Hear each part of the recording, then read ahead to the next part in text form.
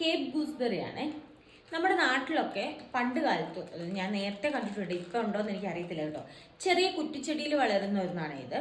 അപ്പോൾ ഇത് ഇതിൻ്റെ പുറത്തായിട്ട് ഒരു തൊലിയല്ല, ഒരു പേപ്പർ ലൈക്ക് ഉള്ള സ്ട്രക്ചറുള്ള ഒരു ഇതുണ്ട്. അത് ഗ്രീൻ കളറിൽ വരുന്നു. പിന്നെ പഴുത്ത് കഴിയുമ്പോഴത്തേക്കിന് നല്ല ഗോൾഡൻ കളറിൽ വരുവേ.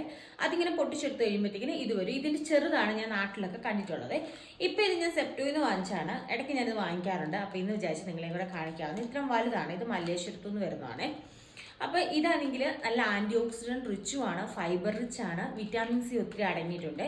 നമ്മളിത് ഇടയ്ക്ക് കഴിക്കുന്നത് നമ്മുടെ ഹെൽത്തിനൊക്കെ നല്ല ബെനിഫിറ്റ്സ് ഉള്ള ഐറ്റമാണ് ഇത്. അതായത് നമ്മുടെ കൊളസ്ട്രോൾ കുറയ്ക്കാനും അതുപോലെ BP കുറയ്ക്കാനും ഒക്കെ ഇത് ഒത്തിരി ഹെൽപ്പ് ചെയ്യുന്നുണ്ട്. നമ്മുടെ സ്കിന്നൊക്കെ ഒന്ന് ഗ്ലോ ആവാൻ വേണ്ടിയിട്ട് ഒക്കെ ഇത് ഹെൽപ്പ് ചെയ്യുന്നുണ്ട്. അപ്പോൾ ഇതിൻ്റെ ടേസ്റ്റ് എന്ന് വെച്ചാൽ ഒരു പുളിപ്പും അതുപോലെ തന്നെ ചെറിയൊരു മധുരവും കൂടിയാണ്.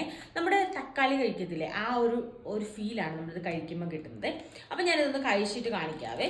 ഇതിപ്പോൾ ഞാൻ നല്ല പഴുത്തതാണ് ഇത് എടുത്തിരിക്കുന്നത്. ഇത് കഴിക്കുമ്പോൾ എപ്പോഴും ശ്രദ്ധിക്കേണ്ടത് പഴുത്തത് വേണം കഴിക്കാനായിട്ട്, പച്ച കഴിക്കരുത്. പിന്നെ ഇത് നമ്മൾ സാലഡ്സിലൊക്കെ ഇട്ട് നമുക്ക് കഴിക്കാം, ജ്യൂസ് ഉണ്ടാക്കി കുടിക്കാം, ഇങ്ങനെ നമുക്ക് കഴിക്കുകയും ചെയ്യാവേ. ഇതിൻ്റെ ഈ ഭാഗമില്ലേ, ഇതിന് മാത്രം ചെറിയൊരു കയ്പുണ്ട്, ബാക്കി ഭാഗമൊക്കെ നല്ലതാണേ. അതുണ്ട്, ചെറിയ അരിയുണ്ട് ഇതിൻ്റെ അകത്ത്. അതുപോലെ തന്നെ നമ്മുടെ തക്കാളിയുടെ ആ ഒരു സ്ട്രക്ചറാണ് ഇത്. ആ ഒരു പുളിപ്പും മധുരവും കൂടി അത്യാവശ്യം നല്ലതാണ് കഴിക്കാൻ വേണ്ടിയിട്ട്. പുളിപ്പും മധുരമൊക്കെ ഇഷ്ടപ്പെടുന്ന ആൾക്കാർക്ക് കഴിക്കാൻ